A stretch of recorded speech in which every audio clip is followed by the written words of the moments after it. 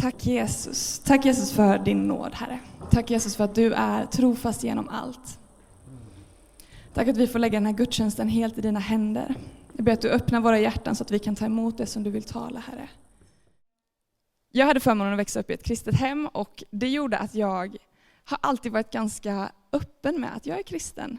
Jag tror på Jesus. Även fast i Skåne när jag växte upp, så antalet som var kristna var 0,01%. För att beräkna en grupp som onådd, när man liksom snackar om mission och sånt där, då säger man att en grupp är onådd när det är 0,1%. Så i Skåne var det 0,01% kristna. Så det är ett onått landskap. Och jag vet att statistiken är ungefär samma här i Värmland. Men så när jag växte upp så hade jag inte jättemånga kristna vänner, inte många kristna skolkamrater. Faktum är att jag hade 2 under alla mina år. När jag gick gymnasiet så hade jag ingen kristen klasskompis, utan det var jag. Men jag var ändå öppen med att jag är kristen. Jag tror på Gud och jag står för det. Och så när jag började i 3:an så skulle vi ha religionslektioner. Och de första kanske 4 veckorna så hade vi en vikarie för att min ordinarie lärare, jag kan inte prata, hon var sjuk eller bortrest, jag vet inte, hon var inte där. Så vi hade en vikarie. Och han var lite speciell. Den sista lektionen som han hade, de sista 5-10 minuterna, vi hade pratat om religion och vetenskap och varför de två inte går ihop. Varför man inte kan tro på en Gud och tro på vetenskapen. Och det är ju inte sant. Men han höll på att undervisa om det, varför religion och vetenskap går inte ihop. Och de sista 5-10 minuterna så ställde han frågan, och jag kanske parafraserar här nu, jag kanske vänder om hans ord lite, men det här var det som mina klasskompisar svarade på. Han ställde frågan, hur kommer det sig att kristna är dumma i huvudet? Och där satt jag längst bak i klassrummet. Ja, jag var en sån som satt längst bak i klassrummet.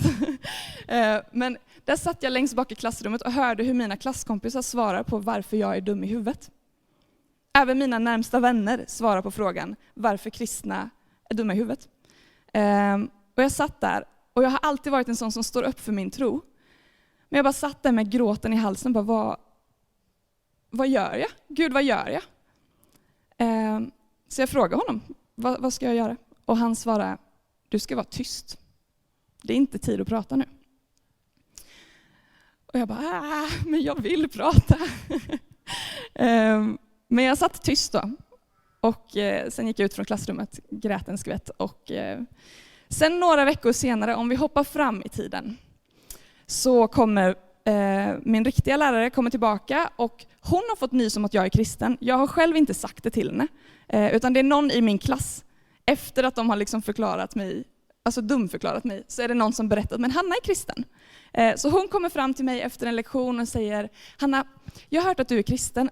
Jag älskar när människor som lever ut sin tro berättar om hur det är att vara typ kristen i dagens samhälle. Skulle du vilja hålla en lektion om hur det är att vara kristen i dagens samhälle? Och jag var så här, jag fick inte prata när alla talade negativt om min tro, men nu får jag 1,5 timme att förklara varför jag är kristen. Så det gick ifrån att jag fick sitta tyst liksom i ett klassrum till att jag fick hålla en hel lektion. Och som grädden på moset så fick jag hålla den här lektionen i aulan, för att klassrummet det funkade inte liksom. Och det som var mest fantastiskt, jag hoppar över lite detaljer här för det blir en väldigt lång historia annars. Men det som var det bästa var att mina klasskompisar kom fram till mig efteråt och sa, Hanna, det här var en jättebra lektion. Jag fattar nu varför man är kristen typ. Helt galet. Så det är lite så här, det är lite den jag är. Jag älskar att berätta om Jesus. Jag älskar att predika, även fast det är i skolan eller liksom på alla möjliga former. Och idag, som Anna berättade, så heter predikan Tro ser konstigt ut. Lite konstig rubrik, men häng med, det blir bra tror jag. Och idag så predikar jag till dig som är kristen. Och om du är här, du har inte tagit emot Gud än, det kanske är första gången du är i en kyrka, så logga inte ut nu. Det här är en predikan som riktar sig främst till de som är kristna, men det här är ett jättebra tillfälle för dig att tänka, hur är det att vara kristen? liksom, du får en perfekt inblick i hur det är att vara kristen.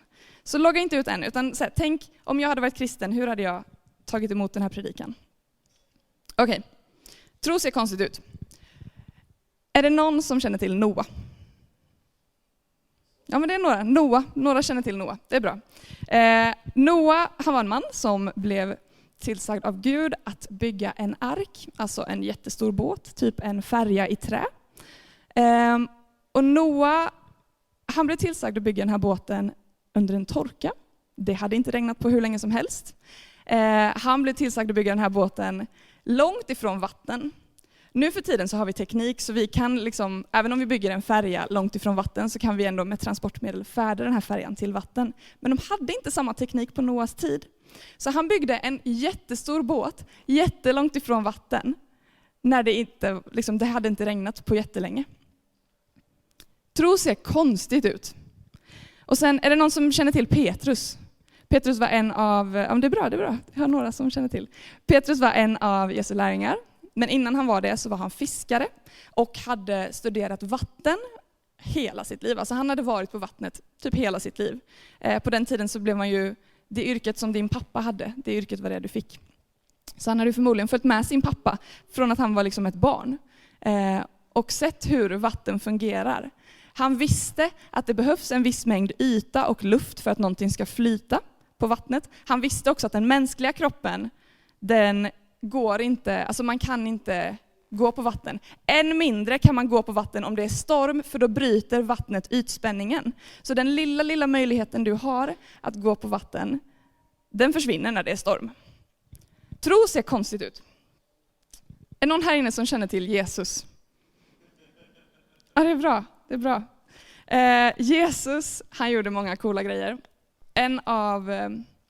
Han gör många coola grejer, vill jag säga. Men när han gick på jorden så blev han tillsagd av en synagogsföreståndare som heter Jairus att han skulle be för Jairus dotter, för hon hade blivit sjuk. Så Jesus beger sig till Jairus dotter och så när de är utanför Jairus hus så möts de av massa sörjare som gråter och spelar flöjt typ för att sörja för Jairus dotter har dött. Och vet ni vad Jesus säger? Han säger sluta, sörj inte, sluta upp, gråt inte längre. Hon är inte död, hon bara sover. Men vem som helst kan ju se att den här flickan, hon har inte andats på 2 timmar. Om vi inte andas på 2 timmar, då är vi döda. Men Jesus säger i tro, den här flickan är inte död, hon bara sover. Och vet ni vad som händer? De börjar hånskratta åt honom. Åt Jesus. Varför? För tro ser konstigt ut. Det som hände, och nu berättar jag inte slutet på någon av de här historierna, men det som hände, det var att Noa, han och hans familj var de enda som överlevde den floden som kom. Noa var den första som fick kliva in i ett nytt förbund med Gud. Det som Noa gjorde, det var helt fantastiskt. Men det såg så konstigt ut innan Gud klev in liksom. Det Petrus fick göra, han var den enda förutom Jesus som har gått på vatten. Men kan ni tänka hur skumt det såg ut för hans lärjungar när han kliver ur båten? Hans lärjungar, som alla de var inte fiskare, men många av dem var det och visste att man kan inte gå på vatten. Fattar ni vad konstigt det såg ut när Petrus kliver ut och börjar gå på vatten? För tro ser konstigt ut, men det blir spektakulärt när Gud kommer in. Och Jesus då? Han talade liv in i den flickan. Han sa, flicka, stå upp. Och hon ställde sig upp och jag tänkte säga hon lever än idag, men det gör hon verkligen inte. Men hon fick leva ett helt liv. För tro är det som gör våra liv spektakulära. Tro är det som gör att våra liv skiljer sig från människor som inte tror. Tro är det som gör att vi kan vakna på morgonen och fråga Gud, vad ska vi göra idag? Tro är det som gör att vi kan tala till en människa som är självmordsbenägen. Och bara med ett ord från Gud så blir den här flickan eller personen inte längre självmordsbenägen. Tro är det som gör att vi kan lägga händerna på sjuka och de blir friska. Men tro ser konstigt ut. Men det är det som gör vår liv spektakulära. Och du kanske tänker så här, Hanna, det här är jättekul. Det är fantastiskt att du berättar, att du är så engagerad och det är jättebra. Men jag har inte den tron. Vet du hur man uttalar tro? Jag testar. Det är allt tro är. Jag testar. Vi ser. Du behöver inte ha 100% tro. Du behöver inte vara fullt övertygad om att det här kommer ske. För att du ska testa och för att Gud ska göra grejer. Tro uttalas, jag testar. Noa när han byggde båten, det tar lång tid att bygga en ark eller en färja i trä.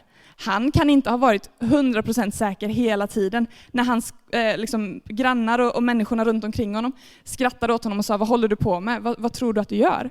Han kan inte ha varit 100% säker hela tiden på att det han höll på med var rätt. Men han sa, jag testar. Jag gör det Gud säger och så märker vi vad som händer. Petrus när han klev ur båten, han visste att han kunde ju ha ramlat ner. Men han sa, jag testar. Om det är du så säg kom. Gud har inte gett oss modlöshetens ande, utan kraftens, kärlekens och självbehärskningens ande. Så jag vill bara uppmuntra dig, om du någonsin känner så här, men jag vill gå i tro, men jag vågar inte riktigt. Gud har inte gett dig modlöshetens ande. Han har inte sagt till dig att det kommer inte riktigt funka, utan han har gett dig kraftens ande. Kraftens ande bor i dig. Om du har tagit emot Jesus så har du kraftens ande i dig. Och om inte det räcker för dig, så låt mig få påminna dig om att samma ande som uppväckte Jesus från de döda bor i dig. Samma ande, inte en liknande ande men inte lika kraftfull, inte samma ande men inte hela, utan samma ande. Från den stunden du tog emot Jesus så bor den heliga ande i dig. Och det är inte bara en liten del av den heliga ande som du har fått, utan du har fått hela heliga ande. Fattar ni hur stort det är? Det är helt sjukt. Så våga säga, jag testar. Kör på det lite mer, för du har hela heliga ande i dig. Du har Jesus med dig. För 6 år sedan ungefär så var jag i Bangladesh på en missionsresa. Och vår missionsresa såg ut så att vi hade kampanjmöten. Det betyder att man bjuder in alla som bor i ett närområde och så håller man stora möten. Så vi hade gjort det, vi hade bjudit in alla. Det kom ungefär 700 personer per kväll. Och på dagarna så hade vi ledarseminarier för de som var kristna. Och det var inte många där, det var kanske 50 stycken. Och för hur pass stort område vi hade bjudit in så är inte det så många. Men vi undervisade dem då, vi sa till dem att samma ande som uppväckte Jesus från de döda bor i er. Vi sa till dem att ni har fått kraften att hela. Vi sa till dem att ni är Guds barn, inget mörker kan nå er. Vi sa till dem att vilken identitet de har, om hur älskade de är. Vi berättade för dem om att de kan agera i tro själva. Och jag kommer inte ihåg om det är sista eller näst sista kampanjkvällen när vi har haft möte. Så är vi på väg därifrån och vi är liksom på väg till bilarna för att gå därifrån. Så springer det fram en av killarna som har varit på ledarseminariet. Och han säger, vänta, ni måste be. Det är en man här borta, han är sjuk. Ni måste be för honom. Och Annie, min kompis, då, hon tittar på honom och så säger hon, nej, du kan be för honom. Och då är det som att en polett faller ner. Den här killen, han har aldrig bett för någon i hela sitt liv. Men då fattar han att samma ande som uppväckte Jesus från de döda bor i mig. Så han säger, ja tack. Och så springer han bort till den här mannen som är sjuk. Och ber för honom. Och vi hinner inte komma jättelångt. För det var mycket folk där och många som ville hälsa på oss. Så vi hinner inte komma jättelångt. Utan helt plötsligt så kommer samma kille springa tillbaka. Och säger, tack så jättemycket för att ni sa att jag kunde be. Han kan gå nu. Och vi bara, va? Ursäkta, vad sa du? Han kan gå nu. Den här mannen som han hade bett för, han blev ditburen av sin fru. Hans fru hade burit honom ungefär 7 kilometer för att hon skulle komma till det mötet. Eller han skulle komma till det mötet. Och den här killen som var på ledarseminariet, han hade aldrig bett för någon tidigare. Men nu så bad han för den här mannen och han började gå. Han hade inte gått på hur länge som helst. Det enda som krävdes var att jag testar. Vad är det värsta som kan hända? Att ingenting händer, men då hade han ju inte varit värre än förut. Och nu kanske ni tänker, ja men Hanna, det här var i Bangladesh och i andra länder så händer det mer spektakulära grejer. Men vi bor i Sverige. Men jag får berätta en grej som hände mig då. När jag var yngre, runt 8-9 år, så på en söndag så var min familj på väg till kyrkan. Pappa var redan i kyrkan för att hälsa välkommen till gästtalaren. Och mina syskon satt i bilen min mamma höll på att sminka sig och jag hamnade lite efter. Så för att göra en lång historia lite kortare så slutade det med att jag fick springa fram och tillbaka mellan bilen för att mina syskon blev inlåsta i bilen och till min mamma för att de skulle förklara. Och sista gången som jag är på väg in till mamma för att förklara, det funkar inte, de kom fortfarande inte ut. Så ska jag drämma igen dörren, men då kommer vinden och blåser igen dörren. Så mitt långfinger, det bryts. Det går rakt av, det är liksom 90 grader på fel håll. På det här hållet. Ett finger ska inte kunna böja sig så. Så mitt finger var helt brutet. Och jag började gallskrika och min mamma säger, ja men vi måste lämna dina syskon först i kyrkan och sen så åker vi vidare till akuten direkt. Så här. Men vi måste lämna dina syskon för vi kan inte ha med dina 3 syskon till akuten, det går inte. Så vi åker till kyrkan och på vägen till kyrkan så får min mamma en känsla av att nej men Hanna ska nog följa med in i kyrkan och så ska de be för henne. Så hon säger det, Hanna orkar du att vi går in i kyrkan så får de be för dig. Och jag har så ont så jag bara, ja okej, det går bra. Så jag följer med in i kyrkan, de samlar ihop 5 personer som ber för mig. Under tiden som de ber för mig så börjar det kittla i mitt finger. Och när jag tittar på mitt finger igen så är det så rakt som ni ser det nu. Jag fick inte ens en blå nagel. Men tro ser så fruktansvärt konstigt ut. Att mamma tar med sitt barn till kyrkan istället för akuten, hon har brutit finger, det är konstigt. Men nu så kan jag gå hela mitt liv och berätta att Gud helade mitt finger när det var brutet. Någonting som inte ska kunna hända gjorde Gud för att min mamma agerade konstigt i tro. Det är sjukt, men det är så häftigt. Får jag ta en till berättelse? För de här var ganska spektakulära. Men jag tror att Gud vill att vi ska leva ut vår tro i vardagen också. Jag bodde i Katrineholm i 1 år och under det året så gick vi mycket ut på evangelisation och så här. Så jag och en kompis gick ut typ en tisdag kanske, runt klockan 2 på stan. Och så såg vi ett gäng med 3 tjejer, de var runt 15-årsåldern.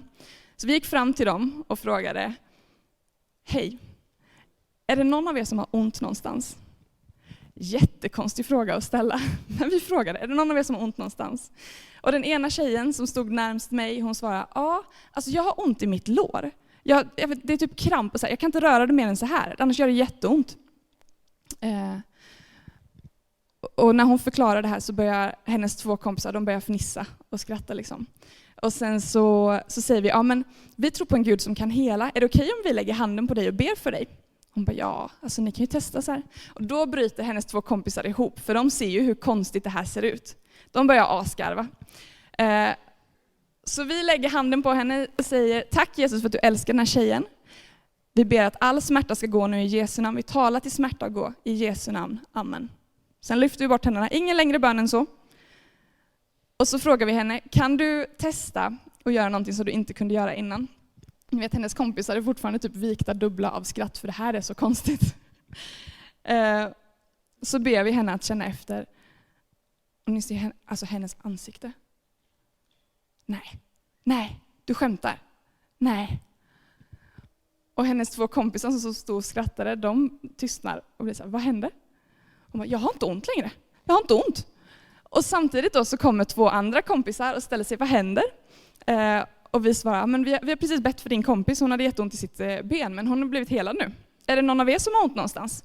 Och den ena tjejen svarar, nej men jag har ett skoskav som är fruktansvärt, jag kan knappt gå. Och jag svarar, vet du vad? Jag tror på en Gud som vill hela oss, oavsett hur litet eller stort det är. Får vi be för dig? Hon bara, ja, okej. Så vi säger, tack Jesus för att du älskar den här tjejen. Vi bara talar till smärta och gå nu i Jesu namn. Vi talar till skoskav och var helt i Jesu namn. Amen. Sen lyfter vi bort anden. Så säger vi, kan du känna efter? Känner du någon skillnad? Och hennes blick var likadan. Nej, jag har inte ont längre. Jag har inte ont. Men det såg ju hur konstigt ut som helst innan Gud kom in i bilden. Att gå fram till en främling, alltså i Sverige dessutom, och säga, är det någon av er som har ont någonstans? Men det var 2 tjejer som blev helade en tisdag klockan 2. Det är sånt liv vi ska leva, det är sånt liv vi ska ha. Det är sånt liv Gud har kallat oss till att ha. Och jag tror att det kan vara så att det finns någon här inne som känner att men jag har brist på resurser. Det känns som att Gud har kallat mig till att göra någonting, men jag har inte tillräckligt för att göra det. Du kanske känner att du blivit kallad till att stötta någon finansiellt. Du kanske känner att du har blivit kallad till att gå in i en tjänst, men du har inte tillräckligt med folk som ber för dig. Gud vill alltid förse. Om han kallar ut dig i någonting så förser han dig med det du behöver. Och jag har ett så jätteenkelt exempel på det. En annan gång när vi var i Katrineholm, så det var en fredag och vi hade evangelisation varannan fredag. Och vi hade inte hunnit äta efter lunch. Vi skulle ut på evangelisation 7:00 ungefär. Vi hade ätit lunch kanske 2:00. Och jag är en sån här person, jag måste äta var 4:e timme, annars så blir jag inte så trevlig. När vi gick ut då så sa vi alla tre, vi var 3 teamare, vi sa att nej men, vi är hungriga så det blir spännande att se hur det här kommer gå. Men vi gav oss ut för att vi hade inte tid att äta. Och så var vi ute och vi kom hem igen typ 11, halv 12 någonstans. Vi hade inte ätit förrän 2:00, eller alltså senast vi åt var 2:00. Men så när vi kommer in så tänker alla att vi borde äta. För vi har inte ätit på jättelänge. Men alla 3 säger ungefär samtidigt, jag är mätt. Alltså inte ens jag är inte hungrig, utan jag är mätt. För att när vi går ut och gör någonting i tro så förser Gud oss med det vi behöver. Och vi behövde mat då. Och samtidigt då så blev vi också påminna om Jesus säger i Johannes 4 till lärjungarna efter han har pratat med kvinnan vid brunnen, så säger han att jag har mat som ni inte vet om. Min mat är att göra hans vilja som har sänt mig och att fullborda hans verk. Om den versen säger mig någonting så är det att Gud förser oss med det vi behöver. Vår mat är att göra hans vilja som har sänt oss, att fullborda hans verk. Så du behöver inte oroa dig om resurser. Du behöver inte oroa dig om att du har nog. Du behöver inte ha nog, utan du får gå i tro. Och jag ska börja avrunda. Men jag vill bara säga att enda anledningen till att jag vågar stå här uppe och predika så frimodigt som jag ändå gör, det är på grund av tro. Det är för att jag har fått se att det fungerar. När man säger, jag testar, vad är det värsta som kan hända?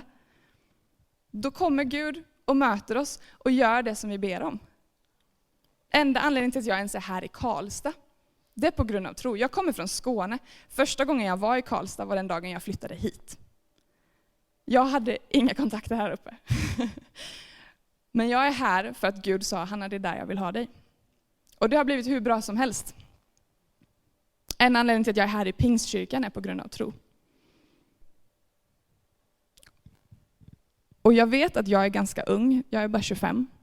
Men jag har ändå fått vara med en del, jag har sett en del svårigheter. Jag har fått vara med om sorg som en person i min ålder inte ska behöva vara med om. Men jag har genom allt det så har jag fått se att Gud är trofast. Och att när vi går i tro och när vi litar på honom så håller han. Det är den han är, det är inte någonting han gör utan det är den han är. Han är trofast. Och ja, absolut, jag har tvivlat. Det gör vi allihopa. Det finns ingen här inne som inte har tvivlat. Men det jag har bestämt mig för är att inte låta mitt tvivel dra mig ifrån Gud. Utan jag låter mitt tvivel få vara en möjlighet till att tro. Att säga, Gud, jag vet inte vart du och jag står just nu. Jag vet inte vart vi är på väg, men jag litar på dig. Jag litar på att du håller. Och så bara får vi testa och se. För att jag är helt ärligt, om jag ska vara fruktansvärt ärlig med er nu, jag kan inte se ett liv som är bättre än det livet med Gud. Det finns inte. Jag tror inte det. Ett liv fullt av kärlek, ett liv fullt av tillit. Ett liv med en pappa som tar hand om oss oavsett vad. Finns det något bättre? Jag tror inte det. Så låt inte ditt tvivel dra dig ifrån Gud, utan se det som en möjlighet att leva ut din tro. Lovsångsteamet, ni kan komma upp. Min sista uppmaning. Låt din tro se konstig ut. Var en sån person som bygger en båt i öknen. Var en sån person som tar med ditt barn till kyrkan innan du åker till akuten. Inte alltid. Vi har fått sjukvård av en anledning. Det är fantastiskt. Men om Gud säger till dig, ta ditt barn till kyrkan innan du åker till akuten. Åk till kyrkan då. Gå i tro, säg jag testar, vi får se vad som händer. Låt din tro se konstig ut.